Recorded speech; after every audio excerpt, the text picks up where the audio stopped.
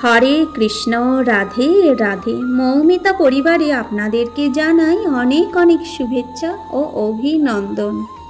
আজকের আলোচ্য বিষয়টি হচ্ছে বৃন্দাবনের বাঁকে বিহারীজির এক অদ্ভুত সুন্দর লীলা।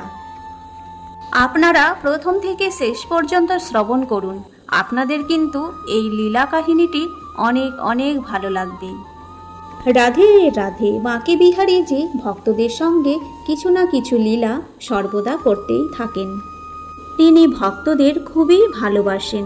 তিনি ভক্তদের দুঃখ কষ্ট সহ্য করতে পারে না। তিনি ভক্তদের বিপদ আপদ থেকে সর্বদাই রক্ষা করেন। আজ এই রকমই একটি লীলা আপনারা শ্রবণ করতে চলেছেন। বিহারীজির এক ভক্ত, যিনি রাতে বৃন্দাবন থেকে নিজ গৃহে প্রস্থান করছিলেন। অনেক ক্লান্ত থাকার জন্য সেই ভক্ত গাড়ি চালাতে চালাতে হাইওয়ের রাস্তায় ঘুমিয়ে পড়েছিলেন। এরপর পরের দিন সকালে তারা ঘুম থেকে উঠে দেখলেন আশ্চর্য ঘটনা। তারা কিভাবে বাড়িতে পৌঁছালেন, কিন্তু এটি কিভাবে সম্ভব? এই অদ্ভুত লীলাটি শোনার পর আপনার গায়ের লোমও শিহরিত হয়ে উঠবে। গোপাল কৃষ্ণ প্রভুজি ছিলেন বিহারীজির পরম ভক্ত। তার বিহারীজি ছাড়া আর কিছুই ভালো লাগে না।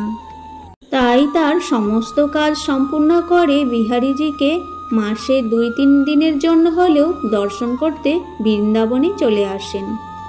তিনি তার পরিবারকে নিয়ে বৃন্দাবন পরিক্রমা করার জন্য বা বিহারীজিকে দর্শন করার জন্য সেই আগ্রা থেকে বৃন্দাবনে চলে আসেন। আগ্রা বৃন্দাবন থেকে বেশি দূরে না হওয়ায় তাদের আসা যাতায়াতের কোনো অসুবিধাই হতো না। প্রতিবারের মতোই বাঁকে বিহারীজিকে দর্শন করার জন্য তার পরিবারকে নিয়ে বৃন্দাবনে চলে আসলেন। তারা বৃন্দাবনে পৌঁছাতে সন্ধে হয়ে যায়। তাই তারা বাঁকে বিহারীজিকে দর্শন করে সকালে পায়ে হেঁটে বৃন্দাবন পরিক্রমা করবে এবং বিকেলে প্রসাদ গ্রহণ করে বাঁকে বিহারীজিকে দর্শন করে আবারও নিজ গৃহে ফিরে আসবে। সেই কথা মতোই তারা খুব ভোরে উঠে বৃন্দাবন পরিক্রমা করার জন্য প্রস্থান করলেন। বৃন্দাবন পরিক্রমার শেষে তারা দুপুরে প্রসাদ গ্রহণ করলেন আর সন্ধ্যায় তারা বাঁকে বিহারীজিকে দর্শন করতে গেলেন। সন্ধ্যায় যখন তারা বাঁকে বিহারীজির দর্শন করতে গেলেন, তখন বাঁকে বিহারীজির মুখ দেখে এতটাই মুগ্ধ হয়ে গিয়েছিলেন, তারা বুঝতেই পারল না কখন অনেকটা রাত হয়ে গিয়েছে। যখন তাদের ধ্যান ভাঙল, তারা বুঝতে পারল যে অনেকটাই রাত হয়ে গিয়েছে। তাই তারা আর সেখানে দেরি না করেই নিজ গৃহে ফেরার উদ্দেশ্যে রওনা দিলেন। তিনি এবং তার পরিবার গাড়িতে উঠে বসলেন। গোপাল কৃষ্ণ প্রভুজি গাড়ি চালাতে লাগলেন। সারাদিনের ক্লান্তি যেন তাদেরকে ঘিরে ধরেছে। তাই গোপাল কৃষ্ণ প্রভুজির স্ত্রী এবং তার পুত্ররা কিছু দূর যাওয়াতে গাড়িতেই তারা ঘুমিয়ে পড়ল। আর গোপাল কৃষ্ণ প্রভুজি যেহেতু গাড়ি চালাচ্ছিলেন, সেহেতু তিনি একটু জেগেছিলেন। তিনিও অনেকটাই প্রায় ক্লান্ত হয়ে গিয়েছিল অনেকক্ষণ গাড়ি চালানোর পর। তিনি নিজেকে আর সজাগ রাখতেই পারলেন না, বারবার ঘুমের দেশে ঢলে পড়লেন। আর এইভাবেই যদি ঘুমিয়ে গাড়ি চালানো হয়, তাহলে বড় কোনো দুর্ঘটনা ঘটতে পারে।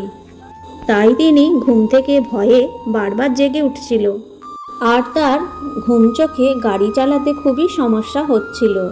তার এই অবস্থা দেখে তিনি বুঝতে পারল যে তাদের বড় কোনো বিপদ হতে পারে। তাই তিনি বাঁকে বিহারীজিকে মনে মনে স্মরণ করে বারবার বলতে লাগলেন, হে প্রভু, সব কিছুই আপনারই হাতে। আপনি আমাদের এই বিপদ থেকে রক্ষা করুন। আবারও কিছুক্ষণ গাড়ি চালাতে চালাতে তিনি যে কখন ঘুমিয়ে পড়লেন তিনি বুঝতেই পারলেন না। কিছুক্ষণ পর যখন আকস্মিক ধাক্কায় তার যখন ঘুম ভাঙল, তিনি যেই উঠে দেখলেন যে তারা সবাই ঘরে পৌঁছে গিয়েছে। হঠাৎ করেই এইভাবেই তিনি ঘরে পৌঁছে যাবে, হঠাৎ করেই তিনি বুঝতেই পারলেন না কিভাবেই তারা সুস্থ অবস্থায় ঘরে পৌঁছে গেলেন, কারণ তিনি তো ঘুমিয়ে পড়েছিলেন। এমন অবস্থায় তিনি হঠাৎ বুঝতে পারলেন তার হাতের পাশে আরও একটা হাতের স্পর্শ। তার আর বুঝতে দেরি হলো না এই হাতের স্পর্শটা কার হতে পারে। তিনি বুঝতে পারলেন বাঁকে বিহারীজি তাদের এত বড়সড় বিপদ থেকে রক্ষা করেছেন। তারপর তিনি তার পরিবারকে এই বিষয়টি জানালেন। তখন তার পরিবার এই বিষয়টি শুনে বিহারীজির এত কৃপা আমাদের ওপর, তারা আনন্দে আত্মহারা হয়ে উঠলেন। বিহারীজি তার ভক্তকে কতটা ভালোবাসে তা বলে বোঝানো যাবে না। আমরা ভগবানকে যদি মন থেকে বিশ্বাস করি, ভক্তি করি, অবশ্যই ভগবান আমাদেরকে সব বিপদ থেকে রক্ষা করেন। রাধে রাধে। আজকের এই ভিডিওটি এই পর্যন্তই থাকলো। সকলেই ভালো থাকবেন, সুস্থ থাকবেন। ভগবানের এই অদ্ভুত লীলা কাহিনী আপনাদের কেমন লেগেছে? ভালো লেগে থাকলে অবশ্যই একটি লাইক দিবেন এবং কমেন্টে জানাবেন জয় শ্রীকৃষ্ণ। আর আপনারা যদি আমার চ্যানেলে নতুন বন্ধু হয়ে থাকেন অবশ্যই চ্যানেলটিকে সাবস্ক্রাইব করে পাশে থাকা বেল আইকনটি ক্লিক করে রাখুন, যাতে আমার এই রকম সমস্ত ভিডিও আপনারা কিন্তু খুব সহজেই পেয়ে যাবেন। আর ভালোবেসে বলুন রাধে রাধে।